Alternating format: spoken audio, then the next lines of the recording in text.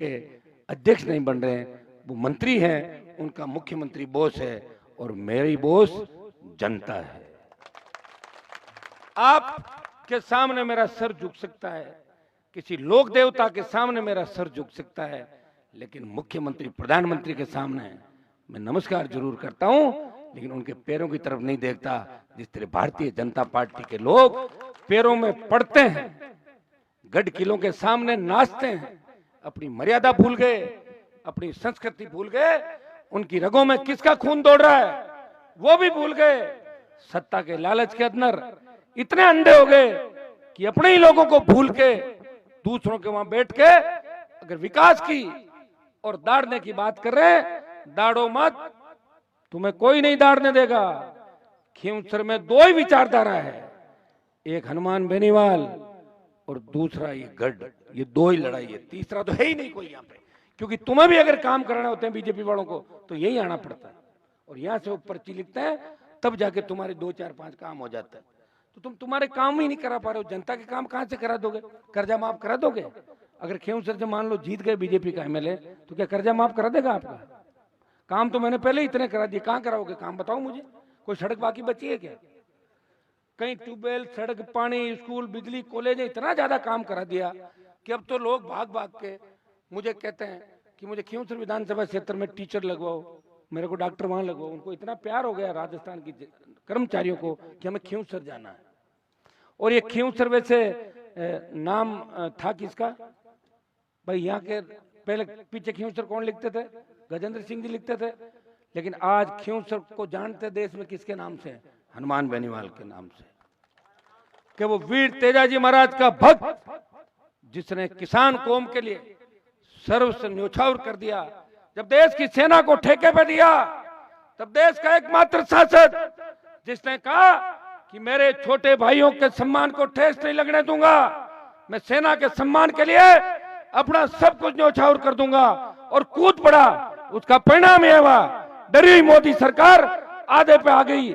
आप इस उपचुनाव को जीता देना, राजस्थान में बीजेपी को हरा देना 7-8 जगह, मोदी के घुटने टिका देंगे, अग्निवीर योजना भी वापस कराएंगे।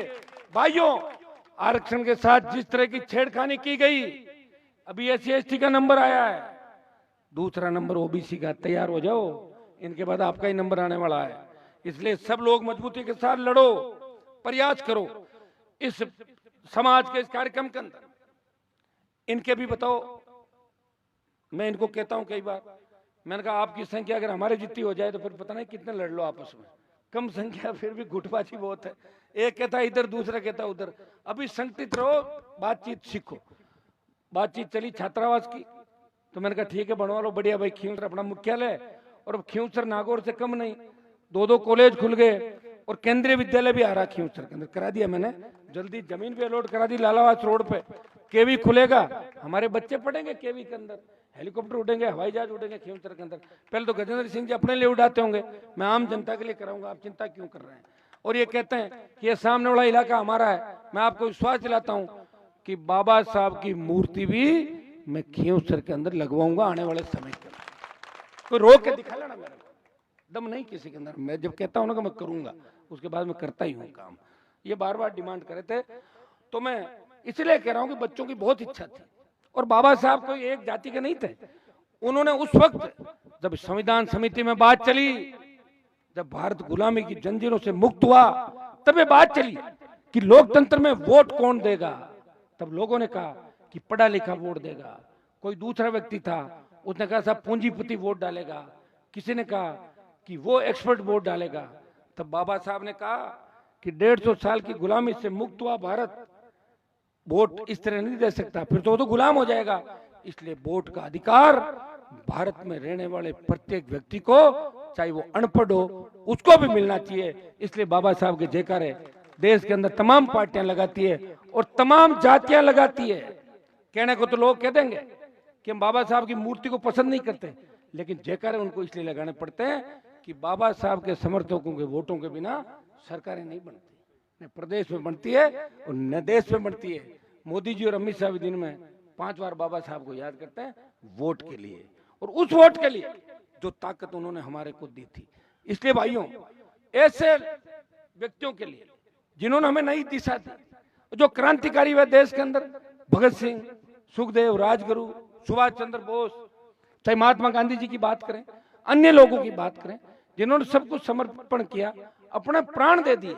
भगत सिंह को पता था कि मेरी मौत होगी, मेरे घर से कोई राजनीति में नहीं आएगा। प्रधानमंत्री तो नेहरू जी बने थे, फिर भी हंसते हंसते फांसी के फंदे पे चढ़ गए और बोले। लोगों ने कहा कि साहब आपको क्या फायदा, इससे क्यों कर रहे हो आप, माफी मांग लो। उन्होंने कहा भगत सिंह को वैसे ही जाना है, छोटी सी उम्र थी, लेकिन मेरी भारत माता गुलामी की बेड़ियों से मुक्त हो जाएगी और मुझे इतिहास में याद करेंगे। इतिहास याद उन्हीं लोगों को करता है। कोई अच्छा आदमी जब जाता है तो लोग कहते हैं बहुत बुरा हुआ, दुकान बंद रखो, बाजार बंद रखो। एक अच्छा व्यक्ति हमारे बीच से चला गया और कोई बुरा आदमी जाता है, लोग कहते हो पहली पाप गढ़ जी तो ठीक हो, मोड़ो घणो मरियो। तो अच्छाई और बुराई की ही बात होती। तो मैं आपको यही आश्वस्त करता हूं कि देखिए, परसों हम लोग बैठे तो मैंने कहा सोमवार का कार्यक्रम रखो। इंदिरा जी ने कहा सोमवार तो एकदम आएगो, मंदिर क्यों मंगलवार रखो।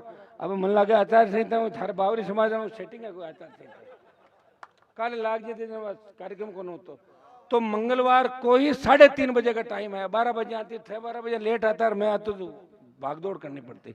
तो 3:30 बजे 4 बजे आचार संहिता लग जाएगी। और मेरा कोई ऐसा शौक नहीं कि मैं यहाँ शिलान्यास करने से बड़ा हो जाऊंगा। मैंने तो मेरा काम कल ही कर दिया था, परसों ही कर दिया था। रजिस्ट्रियां आपके समाज के लोगों के नाम संकवास में और खींवसर में।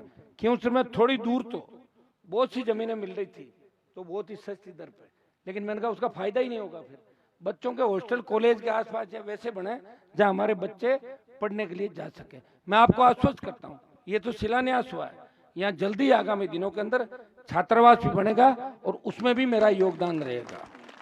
उसमें सोना जी, इंद्रान जी, अपने समाज के लोगों की भी लिस्ट बनाओ, जो पैसे वाले हैं समाज के अंदर आगे, उनको भी काम लेंगे, सब लोगों को, उनको भी, ताकि वो समाज के साथ जुड़े रहे। और संकवास के अंदर आप लोगों ने जो बताया, वहां भी रजिस्ट्री आपके नाम हो गई संकवास की। और ये सारा जो कार्यक्रम है टोटल, राजू को मैंने कह दिया कि तुम्हारी तरफ से 5 पैसे भी इस कार्यक्रम में नहीं लगने चाहिए, सारा ही कंप्लीट। मैंने कहा हमारा, क्योंकि आरएलपी पार्टी बावरी समाज की है। जब राजस्थान में बात चलती है कि आरएलपी का वोट बैंक कौन है, तो उसमें आता है कि जाट, बावरी, मेघवाल, मीणा, गुजर, ये लोग पसंद करते हैं विष्णोई आरएलपी। तो जब वोट बैंक आपका, तो पार्टी आपकी है, तो पार्टी आपकी, तो मैं आपका तो मैं कोई दूसरी जगह थोड़ी लगा रहा हूँ। और मैं तो आपको कह रहा हूँ कि जहां भी मेरी आवश्यकता पड़ेगी दूसरे समाजों को, चूंकि एकदम समय आ गया, हम कोशिश करते हैं कि सरकारों से भी हम अलॉटमेंट कराएं, खुद की तरफ से भी करें। और कोई पास में बैठता है, ये हमारे सरपंचगण बैठे हैं कई मोहम्मद, इनको भी कहते हैं मदद करो। और मैं धन्यवाद देता हूँ खींवसर के हमारे सरपंचों का कि मेरे साथ तमाम जगह चलते थे, 15 साल में थके नहीं। क्योंकि तेल ठंडा है, 4000 भरना पड़े, गाड़ी में भरना पड़ेगा, कौन पड़े, मना की बहुत चिंता रहे हुए। लेकिन ये इसलिए राजी है कि हनुमान जी देश में एक ऐसे नेता है जो कभी कमीशन की तरफ देखते भी नहीं, पानी की बोतल भी नहीं लेते, और काम भी कराते हैं, प्रयास भी करते हैं, अपनों का ध्यान भी रखते हैं पूरा। कई बार लोग कहते हैं यार साहब ने रीस गणी आवे, अगर रीस नहीं आवे तो सरकार काबू आवे गई, तो रीस हुई तो सरकार डर रही है, तो रीस नहीं आवे तो मंत्र बाचो माए बैठ पर, रीस हुई सरकार डर रही। भाई ये इसी से तो अपने को ताकतवर बनना है, तभी तो जब भी कुछ होगा ठीक हो। अब 23 में 15-20 सीट आ जाती तो अभी राज के अंदर आप होते, भजन लाल जियान का थोड़ी बैठता राज के माए। ये दुर्भाग्य से हम एक पे रहे, कांग्रेस ने उस समय अलायंस की बात करी नहीं, हमने कहा नहीं करता, हमें क्या करना, हटिए चलिए, चलो चलते रहे, वो भी पीछे रह गए। लोकसभा चुनाव के अंदर कांग्रेस ने अलायंस किया तो कांग्रेस का खाता भी खुल गया, जीरो पे थी 10 साल से। सोना जी को पता है इस बात का, कह नहीं पाएगी, लेकिन राजस्थान में जिस तरह जवानों ने करवट ली, उन्होंने भारतीय जनता पार्टी को बैकफुट पे ला दिया और 5 सीट बीजेपी और हारती। कोटा के अंदर जो लोकसभा का अध्यक्ष है, मैंने कहा था मेरे पास संसाधन नहीं थे, समय नहीं था, मैंने कहा संसाधन की व्यवस्था आप लोग कराओ। मैं खुद चुनाव लड़ रहा था, जोधपुर चली जाती, कोटा चली जाती, जयपुर चली जाती, बीकानेर से गोविंद जी जीत जाते, और अलवर 16 सीट इंडिया अलायंस की राजस्थान में जीत थी। आप देखिए बिना अलायंस हरियाणा के अंदर लड़े, वोट था, फिर भी राज नहीं बना, क्योंकि घमंड आ गया कि बार वालों की जरूरत नहीं, आप जाओ जाओ जाओ, 70 आ रही 70, हम सबको भगा दिया। बगैर अटक गया 36 बात। अब कोकाड़ करे बैठे बैठे रहे हूँ तो वो समय जाने के बाद थोड़ी होता है। अगर 98 में मैं मेरा पर्चा खारिज नहीं करते तो मैं बीजेपी में 7-8 बार जीत के 5 बार मंत्री बनता। अभी तो पर्चा खारिज किया सरकार ने, लेकिन मैं तकलीफ पा रहा हूं। और मेरी जो लड़ाई है बड़ी लड़ाई है। लोग कह रहे साहब आपकी वजह से गजेंद्र सिंह जी जीत गए। अरे मैंने कहा मैंने उनको जिताने की कोशिश थोड़ी की थी, मैंने तो मेरे कैंडिडेट को जिताने की कोशिश की थी। वो 50 पे आ गया, अगर वो 60 पे आ जाता तो गजेंद्र सिंह जी थर्ड आ जाते। वो 50 पे अटक गया। मैंने प्रयास किया मेरी पार्टी का विस्तार करूं, मेरे भाइयों का ध्यान रखूं, तो मैं लड़ाई थोड़ी छोड़ दूंगा। अब मेरी बड़ी लड़ाई है, उसमें ये मेरी लड़ाई के अंदर थोड़ी है। मेरी लड़ाई तो दिल्ली राजस्थान उन लोगों से, इनसे लड़ाइयां थोड़ी मेरी। तो इनको सोच रखनी चाहिए कि हनुमान जी का पोस्टर हमारे घर के सामने इंदिरा बावरी सोना बावरी का लगा है और इन लोगों ने इनको 5 बार वोट भी डाले। तो कम से कम जब आज हो तो अच्छा तो ये लगता कि गढ़ से पुष्प बरसाता है, तो मैसेज जाता है कि बावरी समाज से कितना प्यार करता है। ऐसे कोई पोस्टर फाड़ने से थोड़ी होता है। एमपी तो मैं ही हूं नागौर का, दिल्ली में मैं ही बैठूंगा। तुम तो अमित शाह